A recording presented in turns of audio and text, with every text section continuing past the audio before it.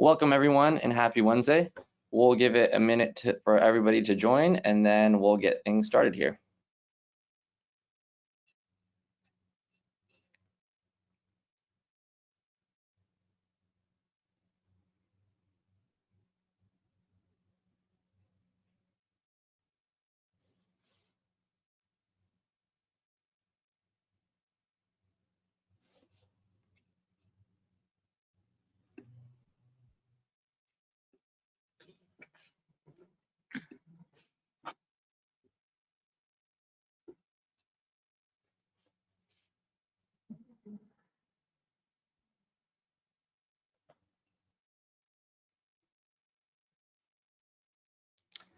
All right, we'll get things going. Hello everyone, I'm Dylan, Construction Success Manager here at Fieldwire. Just want to thank you guys for joining us today for our live webinar on Fieldwire for safety. To kick things off, just some housekeeping announcements. Just want to remind you guys that this webinar will be recorded and a copy of the recording along with the slide deck will be emailed to you at the end of the session. To keep things on track, all attendees will be muted, so you can input your comments into the chat and any questions that you have into the Q&A panel. And then questions will be addressed at the end of the presentation during our Q&A portion of the session. We'll try our best to get to all of your questions, but for any questions that we don't address during the session, we'll have one of our experts reach out to you directly. And we also have a post-webinar survey that will pop up when you leave the session. And we'd really appreciate it if you guys could take a minute to fill that out, as it helps let us know how we're doing, and it helps us plan content for future webinars.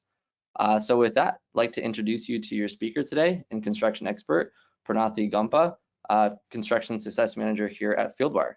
Pranathi, take it away. Awesome. Thank you, Dylan. Hey, everyone. This is Pranathi Gumpa. I am a Construction Success Manager at Fieldwire as well. I am originally from India, so I might have a slight accent, but I'll try to be as clear as I can. I have my bachelor's in architecture and a master's in construction management. Prior to Fieldwire, I was working as a BIM consultant. I worked with a lot of subcontractors in optimizing their workflows through tech integration. And coming to today's topic, today we're going to discuss about Fieldwire for safety. Firstly, we'll discuss about how our clients have been using Fieldwire for safety at a project level. We'll look into how you can use tasks and forms to record your safety issues and get ahead of safety at a project on a project level. And then we'll take a deep dive into Fieldwire for safety at a company level. In here, we'll discuss about at a company level how you can organize all your construction certifications, safety certifications of all the employees using a Fieldwire project. And then we'll just look at a little summary of the both, and then we'll open up the room for Q&A session. Again, as Dylan mentioned, if you have any questions as we go, feel free to put them in the questions tab. And also, if you have any comments, put it in the chat for us. Let's get started. Starting with Fieldwire for safety in a project. Again, this is how the clients have been using little tidbits of how you can use tasks to report incidents and record all the photos and stuff. And then also you can use our forms for your safety audits and toolbox talks, and how you can leverage Fieldwire files for all the documentation and then getting organized a little bit more at a project level. Jumping right into the project, this one I'll be doing it on my mobile device, as most of us are on our mobile devices at the job sites. Again, this is one of my existing projects. I have all my plans and I'm doing my plan markups like a generic workflow. But along with that, what I did is in my tasks module, I went ahead and I created a status for a QA, QC, and safety. So that way, anytime I'm creating a task for safety, I can assign a status to it. And also in my categories, I went ahead and created a category for safety. That way, once I click on the safety category, along with the tasks incident reports I'm doing, with one click, I can also see all the safety related issues that are currently on the job site. Let's say I'm a super, I'm walking on the job site and I see a safety issue. Then I can just come here, click on this little plus button, and I can report the issue by creating a task. To create a task, again, all I need is a little title. I'm saying it's a scaffolding issue, so I have the title on. And if you look at my edit, I have assigned it to the safety manager, and I have my status as safety and category in safety one as well, so that anytime I want to filter these issues out, I could do that pretty quickly as well. Again, you can come here and you can attach a form like an audit form and go ahead and fill in the form to report what the safety issue is. And at the end, you can also click a couple of pictures, attach the pictures, and also just go ahead and mark up exactly where the safety issue is. That way, whenever your safety manager opens up this task and as you've assigned, it also sends a notification to the safety manager.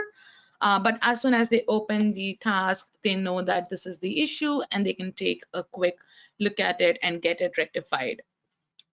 Other than just using tasks for recording the safety issues, you can also leverage custom forms feature to create different kinds of templates for your JHAs, for your toolbox talks, for your safety audits, and a lot of other things, along with your daily report forms or inspection request forms that you have on a particular job.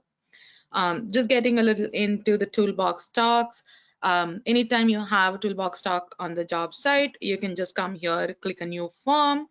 You can put in your project number, name, who was conducting the meeting, and also attach the file of what toolbox talk we are going to have today so that anyone later on can reference back to the talk.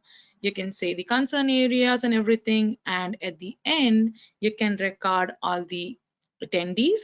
And using our new multi-signature feature, you can also have everyone sign at the end of the form. Again, this is just one of the ways you can record your toolbox talks with our custom forms.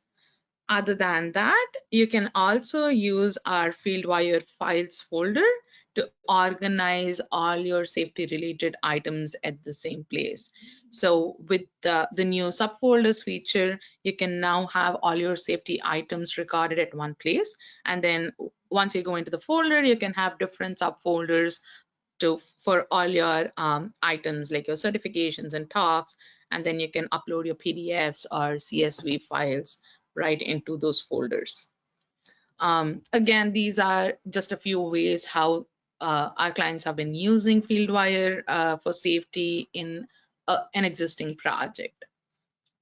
The next thing I want to talk about is how you can use Fieldwire project for recording all the company-wide certifications at a company-wide level, sorry, all the safety certifications at a company-wide level. This one will take a deep dive. First, what I'll do is show you how I've set up my project, and then we'll go through what a safety manager's workflow is going to be in this project, and then as a PM or PE or super foreman, any other person in the project, what my workflow is going to be. Let's get started into that. For this, I'm using my web version. Again, I created a separate project to manage all my safety documentation or safety certification of all my employees at a company level. I'm using my tasks feature more here. So what I did is in the task, using our custom task statuses, I've created these statuses to track my employees, my former employees, and also I have statuses for all the current certifications my employees have, any trainings that are in progress, and the trainings that are completed. The second thing I did here is I'm using my tasks categories feature to go ahead and separate out the different kinds of certifications that I want my employees to have. I have my confined space, fall safety, forklift. Again, these are like multiple. You can keep adding as many categories as you want. So once I've set up the project, let's say I'm the safety manager and a new employee is joining. As soon as a new employee joins, I want to make sure that the employee has a task and he has all his certifications attached to the task. And instead of creating each of them individually, I am using my import tasks feature and importing this pre-created reusable Excel sheet that I've created. Here, I just have my title and all the certification my employee needs, and then like a little status of it's the current certification or training in progress. And then I also have like category of what certification it is. And then I've added the related task name of the employee. With this one click, we'll also talk a little bit about start and end date a little later, but I've also added my hire date to the employee and I've imported that here, and clicking on import tasks, this auto creates all the tasks that I need for any employee. And again, this form is very reusable. Anytime a new employee comes, all I have to do is come here and change their title, change their name. So as soon as I created my employee, I also have a little bit of checklist for myself as a safety manager. The first thing is, did I create all the tasks? Yes, I have created that. And then I have the hire date added. So to add the hire date, what I'm doing is I'm leveraging the custom task attributes and I'm removing everything that I don't need in a project. I don't need a plan or location in this project, but what I need is a start and hire and termination date. So I'm adding them as custom task attributes so that this part is clear and I can still record my hire date. Again, I have my hire date added, and I know Ben has been through the safety orientation. So I have this little checklist for me to keep reminding me about all the new employee requirements. And again, as a safety manager, I want to make sure Ben gets his forklift certification as soon as possible. So I can, from this list, click on forklift certification and send Ben a message saying, hey, Ben, can we schedule your exam for 9/22? And Ben replies, yes. And on the exam date, I'm also leveraging custom forms feature to create this little practical test form for forklift at my company level. So on that day, I'm attaching this form to Ben's forklift certification task, and I'm making sure we're going through each of them. And then he passed the exam. I have a little remarks here if he's passed the exam. And at the end, I am signing it, and I'm also making Ben sign this and have this form attached right in this particular task of Ben's forklift. As soon as he passed, he got his certification. Another thing that I'm doing here is also getting Ben to just click a digital copy of the certification and upload it to this task. That way, anytime someone asks you for the certification, you have the digital copy right at your fingertips. You don't have to go looking for the paper sheet of it. This you can do with other tasks as well. And coming to the start date and end date, what I'm doing here is, because I want to keep a track of all my in progress tasks or about the certifications when they're about to expire, I am putting the end date of the certification as my end date, which is going to be next year this time. And as start date, I'm just adding it a month before. So let's say 23rd November, the certification expires. I am adding a start date of 23rd October so that it automatically reminds me that Ben's forklift certification is about to expire in a month. Again, you can do this for all the other certifications, and the start dates and end dates for certifications like OSHA, which is pretty much carryable to anywhere, carryable when a new employee joins. I can also input these right from my importer sheet by adding them in the start and end date here. Again, this is when a new employee joins. Now let's look into my housekeeping as a safety manager. Because we've added the start date and end date on these certifications, we know that just when the certification is about to expire, like here, Dylan's fall safety is about to expire end of November. So I have the start date a month before. This is 1st of November, and automatically that task from the current certifications also appears in your in progress. That way, as soon as you open, you just come look at all the in progress tasks. As a safety manager, I know these tasks are going to expire pretty soon. So I can come here, I can say, Dylan, can you please finish this certification? And I can move this to training in progress. That way, Dylan gets a notification and he can just open it and finish the certification. And once Dylan has finished the certification, he can move it to training completed. Again, as a safety manager, my other thing for house maintenance is go into these training completed stuff. I'm going into Dylan's OSHA. Dylan has finished this certification. I also see that he's added that little certification right there. And I come here and I set my end date to the last day, to the day when his certification is expiring. That is, let's say, December 21st, and my start date as just 1 month before that to November 21st. That way, and then I'm moving it to my current certifications. That way, next year when it's about to expire, I'll see that in my in progress tasks, and I can quickly move it to training in progress. The second thing I want to talk about here is, as a PM or PE, what is your interaction with this project, right?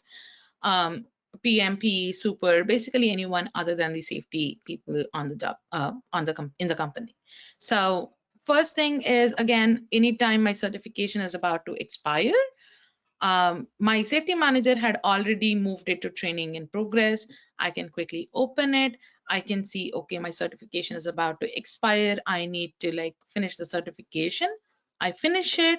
I upload my certificate and move this to training completed.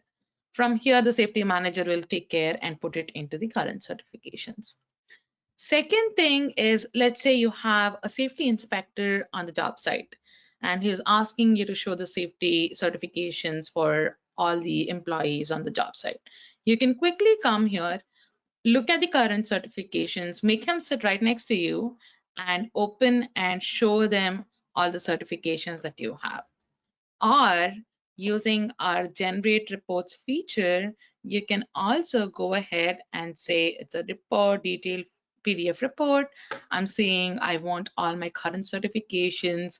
You can also talk about who the employees you want to send and quickly do a download of this report and hand it over to your safety inspector. So they can come and they can look at all the certifications that are there, and then if they have questions, they can ask you from there on. Another place where this will help you, especially when you, as a PM or a foreman, when you're planning the project, is, let's say I have a bunch of tasks which require confined space certification for the next couple of weeks, and you're planning it. You can quickly come to this confined space category, click on that, and you can see who all have the current certification and plan your work accordingly to reduce your unexpected delays and stuff like that. Again, this is a very generic workflow that I'm showing you for tracking safety certification at a company level, but then you can use this one to track anything that is company-wide, like your vehicles or your prefab stuff. You can quickly adapt this workflow to track anything of that sorts as well. Again, going back, today we looked at how you can use Fieldwire at a project level. Just by creating an extra task status and category, you can also record all your safety concerns on a project along with all the work that is planned. The other thing that we can do is also create these custom forms for your JHAs and toolbox docs and have a record of it all on the project right at your fingertips. The second thing that we've done is we took a deep dive into the company level, how to manage your safety certifications of employees at a company level, especially for a safety manager. It's going to be super easy to onboard the incoming new employees and also manage all the certifications of the existing employees. And for the project managers or project engineers, anyone on the job site, it's very easy to just go back and see which employee has which certification. And if there is a safety manager on the job site, you can also just quickly print a report and give all the certifications of the employees on that project. Also, we've seen how you can create these different practice test forms and everything for practice test forms, basically for attaching into your tasks, so that way you can also take your forklift tests and everything at the job site, and attach it to the same task. With this, I open the room for any question and answers. Awesome, thanks Pranathi. Got a couple questions coming in. Just a reminder to everybody, if you do have any questions, throw them in now, and then we'll try to get to them. First one here is, can the employees be added to a company database and just copied over to each project, or do they manually need to be added to each project? Yeah, you can add the company, you can add the employees to the company database and then just add them to your individual projects.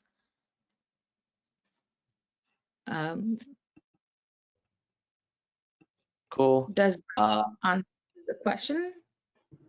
Yeah, and I think also on that note, you can also, if you have like a template project and you have everybody, if you want to, copy them over on each project, you can have them all loaded into one, and then you can go ahead and clone the project and clone, like kind of clone the structure of it, including the people, and then you can just carry them over to each project.